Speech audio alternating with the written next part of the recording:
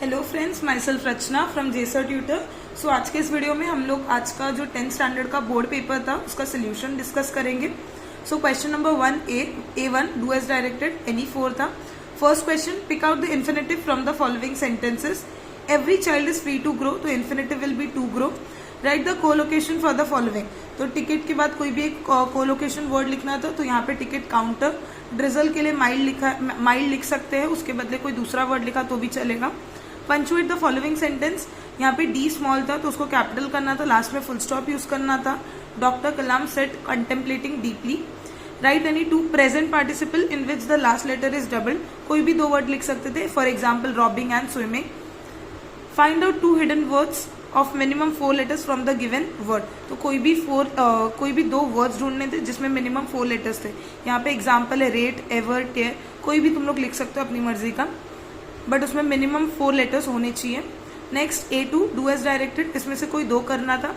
Identify the verb in the given sentence and state whether it's infinite और non finite, तो यहाँ पे answer gave non finite होगा क्योंकि सब्जेक्ट के चेंज होने पर ये वर्ड चेंज नहीं होगा, तो यहाँ पे आंसर नॉन फाइनाइट हो जाएगा।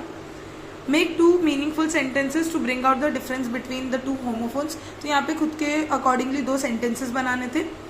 Rewrite the sentence using as soon as, no sooner is the bill passed then it will become an act, तो इसका आंसर बनेगा as soon as the bill is passed it will become an act।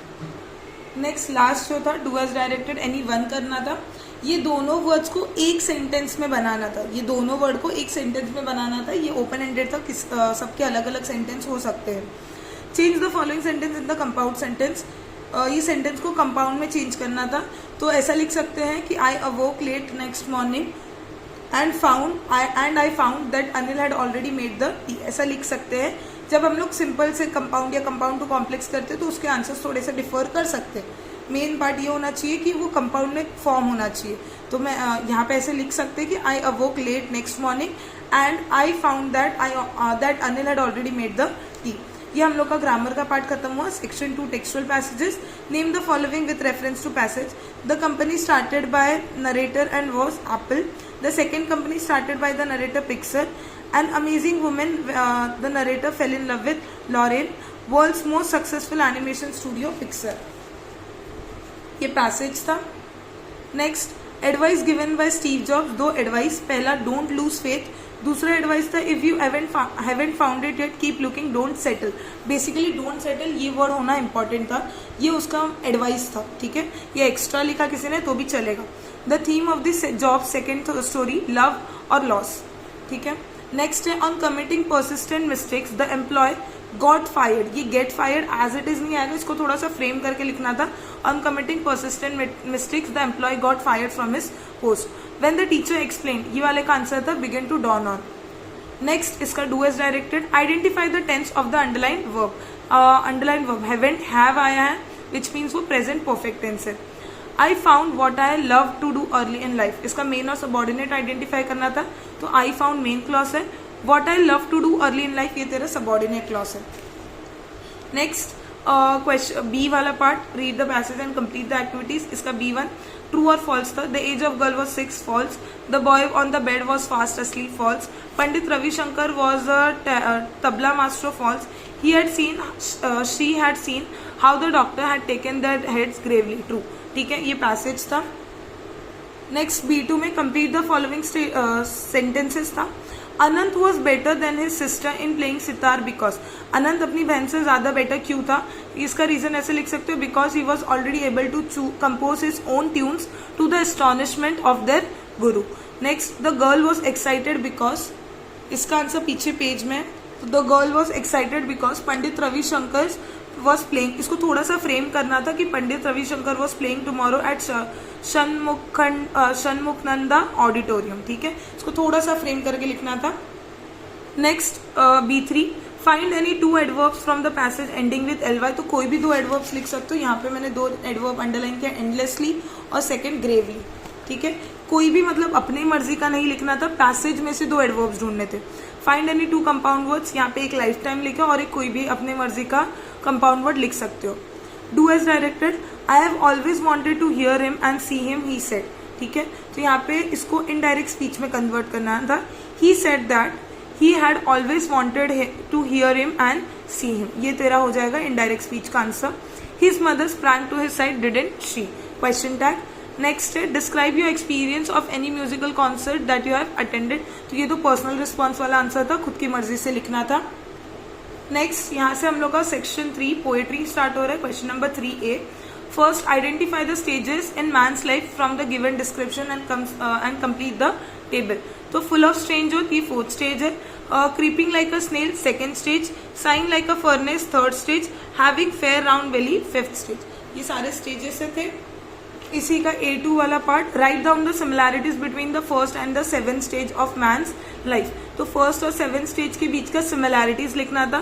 तो जैसे first stage में एक baby को कोई idea नहीं होता, वो फर्स्ट टाइम इस वर्ल्ड में आता है, उसके तीत नहीं होते, कुछ नहीं होते, उसको कुछ समझता नहीं। सिमिलरली लास्ट स्टेज भी था, तो ये इस चीज को लिखना था प्रॉपरली फ्रेम करके, क्या क्या सिमिलैरिटीज है फर्स्ट और लास्ट स्टेज में। Choose the correct alternative to identify the figure of speech used in the following line. All the words are stage, simile, metaphor, personification, alliteration. Answer will be metaphor, क्योंकि word को stage के साथ compare किया है indirectly, तो ये हो गया मेटाफर। नेक्स्ट यहाँ पे पोएम एप्रिसिएशन लिखना था, हाइट ऑफ द रिडिकुलस। ये तो एप्रिसिएशन जिसने जैसा पढ़ा होगा वो लिख सकता था। क्या क्या हाइट ऑफ, इसमें पॉइंट्स कवर अप करना था, title, rhyme scheme, figure of speech, central idea. ये सारी चीजें जिसने जैसा पढ़ा था वो लिखना था। यहाँ से सेक्शन 4 स्टार्ट होता है, नॉन टेक्सचुअल पैसेजेस। यहाँ पे पूछा advantages of tourist destination in Kerala. ठीक है, एडवांटेजेस पूछा है टूरिस्ट डेस्टिनेशन का इन केरला, तो ये यहाँ पे मिल जाएगा। फर्स्ट, यू कैन टेक ये meandering cruise down the back waters.